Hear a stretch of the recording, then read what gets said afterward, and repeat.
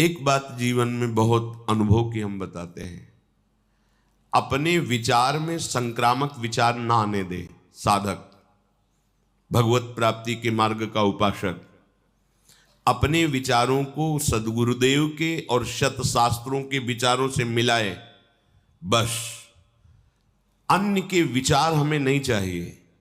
नहीं, हमारे विचार में संक्रामक भाव आ जाता है और वो हमको गिरा देता है।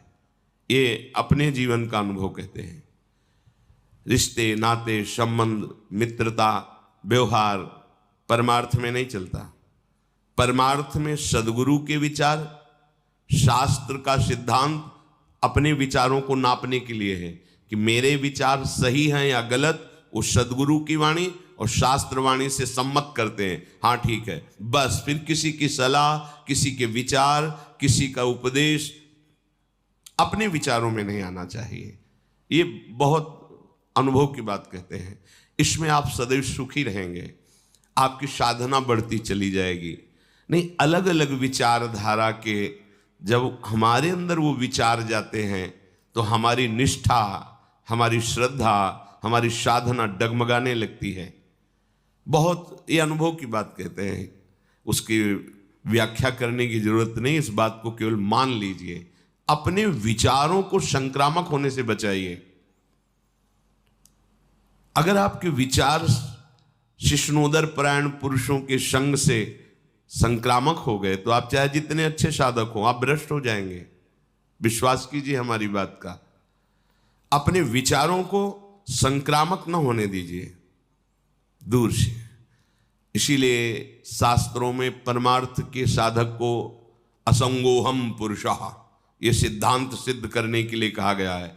असंगोहम पुरुषः, बाहर से असंग और स्थूल शरीर, सूक्ष्म शरीर और कारण शरीर, तीनों से असंग। अर्थात स्वभाव, अंतःकरण और शरीर की चेष्टाएं सब मायाकृत हैं, अपने स्वरूप में स्थित। ना कोई स्त्री है, ना कोई पुरुष है, ना कोई मूढ़ है, ना कोई ज्ञानी है। एक ही परम तत्व सब रूपों में भास रहा है। बस बैठ जाओ चुपचाप अंतर में और इसकी सिद्धि कर लो। संक्रामक भाव नहीं। जाति पाति कुल कर्म धर्म व्रत संस्कृति हेतु, सेवक जी महाराज कह रहे हैं, अविद्यानाशी। अब जो ही कहें करें हम सोई, आयुष लिए चले निज दासी। ये जितना प्रपंच है ये माया अविद्या के द्वारा रचा हुआ है। उत्तम अधम ये वो, हम चले हैं अविद्या का नाश करके परमात्म बोध करने के लिए। प्रेम तभी प्रकट होता है जब आत्मस्वरूप का बोध हो जाता है। ये बात ध्यान रखना। महापुरुषों ने कहा, पांचों भूले देह शुद्धि। देह शुद्धि विस्मरण का तात्पर्य है आत्मस्वरूप में स्थिति। जैसे सेवक जी महाराज को आत्मा हरिवंश प्रगट परमानंद। जब तक देहाशक्ति है तब तक परमार्थ का आनंद क्या है ये आपका अनुभव करने की सामर्थ्य नहीं, ना अंतःकरण में ना स्वभाव में। शुद्ध परमार्थ का जो स्वरूप है वो ये सब से अपना संबंध ना रखना है। इसी से खाते पीते उठते बैठते चलते फिरते सब चेष्टाएं दिखाई दे रही, लेकिन वो कुछ नहीं कर रहा। इससे कोई संबंध, वो स्थिति होती है, तुम्हारी बातों से नहीं होगा। वो एक स्थिति होती है। यहां जो उपदेश दिया जा रहा है उसका भाव आंतरिक ये है कि जिन्होंने केवल इंद्रियों के भोगों को ही सुख माना है, ऐसे लोगों से संभाषण, ऐसे लोगों की सलाह, ऐसे लोगों के साथ उठना बैठना आपके विचारों में संक्रामक भाव पैदा कर देगा। जो आपने दृढ़ निश्चय किया है भगवत प्राप्ति का, उसमें बाधा पहुंच जाएगी। महापुरुषों ने तो इतना कहा, सर्प का संग कर लेना ठीक है लेकिन विषयी पुरुष का नहीं। गोस्वामी तुलसीदास जी ने तो कहा, बरुभल बास नरक करता था, दुष्ट संग जनि देव विधाता। नरक का बास अच्छा है लेकिन विषयी पुरुष का संग अच्छा नहीं। बहुत सूक्ष्म विषय है। नरक के बास से हमारे पाप नष्ट होते, लेकिन विषयी पुरुष के संग से पाप प्रवृत्ति बढ़ती है। सांप काटेगा तो उसके विष की औषधि भी है, या बहुत बहुत एक शरीर नष्ट होगा, लेकिन विषयों के संस्कार हजारों जन्मों तक हमें जलाते रहेंगे, जैसे अभी जला रहे हैं पीछे किए हुए विषय सेवन से। जब मन और पांचों ज्ञानेंद्रियां ये विषय भोग में प्रवृत्त हो जाती है, उस समय प्राणी के हृदय में भोगों का संकल्प दृढ़ होता है। संकल्प वासना प्रकट करती है, वासना से विचलित हो उठता है और वो बार बार भोगों में ही सुख ढूंढता है। यही समस्या है, यही बंधन है, यही माया है। बार बार इंद्रियों के साथ मन का भोगों में विचरण करना, इसी को रोकना साधना कहते हैं। मन जिस एक इंद्री के साथ जिस विषय का सेवन करता है, उसी में उसको उत्सुकता प्राप्त होती, उत्साह प्राप्त होता है। यही उत्साह उसकी दुर्गति का कारण होता है। सूक्ष्मता से समझना। प्रार्थना है आप सबसे कि हम लोग किसी भी इंद्री के विषय को उत्साह पूर्वक ना भोगे, शास्त्र सम्मत भी। जैसे आपको खान पान की सामग्री अच्छी से अच्छी सामग्री है, कम मात्रा में लीजिए, उदासीन होकर पाइए।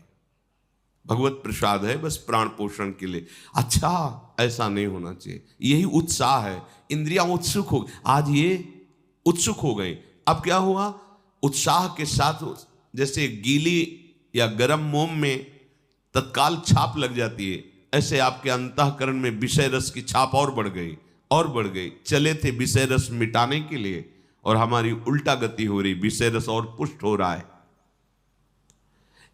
विषयों के प्रति उत्सुकता भर जाना।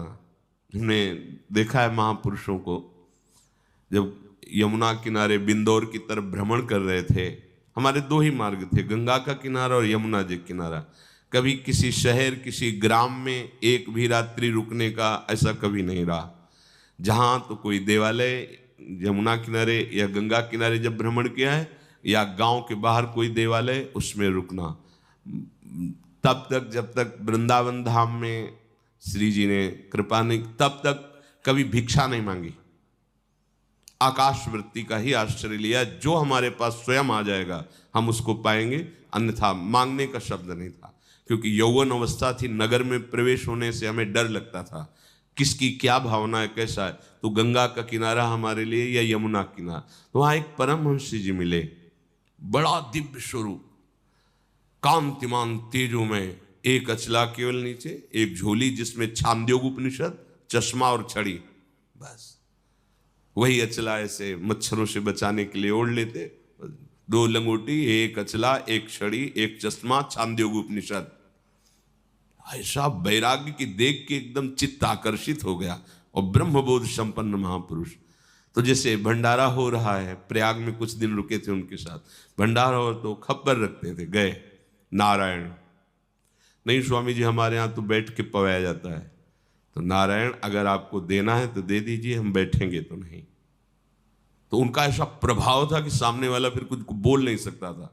वो सब सामान, हाँ क्या है, अच्छा 2 पूड़ी डाल दीजिए, सब्जी डाल दीजिए, खीर इसी में डाल दीजिए, उसी खप्पर में सब डाल दिया जितना आवश्यक है, गए बैठ। यही स्वभाव, वस्तु का स्वाद नहीं, प्राण पोषण के लिए अन्न पा रहे हैं और प्राणों को आहुति देनी है प्रभु के चिंतन में। एक एक श्वास की आहुति बहुत बड़ी यज्ञ है। एक एक श्वास में हम अपने आराध्य देव का चिंतन कर रहे हैं, तो ये प्राणवायु का हवन हो रहा है पर ब्रह्म परमात्मा तत्व में। ये जो इंद्रियों के स्वाद में अपने लोग उछल जाते हैं, उत्साहित हो जाते हैं, ये हम अपने परमार्थ को नष्ट करते हैं, जान नहीं पा रहे। ध्यान रखना है। हमारे प्रभु का स्वभाव, आप जैसी इच्छा करोगे भजन करते हो पूर्ण हो जाएगी। जो इच्छा करी हो मन माही, हरि प्रसाद कछ दुर्लभ नाही। तुम जो चाहोगे मिलेगा। लेकिन बाबा जी बने हैं या परमार्थ मार्ग के पथिक बने चाह मिटाने के लिए, चाह को पुष्ट करने के लिए, चाह बढ़ाने के लिए नहीं। इसमें आपको हठ करना पड़ेगा। अलग अलग स्वाद लेने की चेष्टा छोड़िए। यही चेष्टा तुम्हें और इंद्रियों के भोगों में फंसा देगी। यही उत्साह तुम्हारे पतन का कारण होगा। भोग के लिए उत्साह होना ये परमार्थ विहीन अंतःकरण का लक्षण है। परमार्थिक का जो अंतःकरण है वो उत्कंठा पूर्वक भगवत चिंतन के लिए उत्साहित रहता है।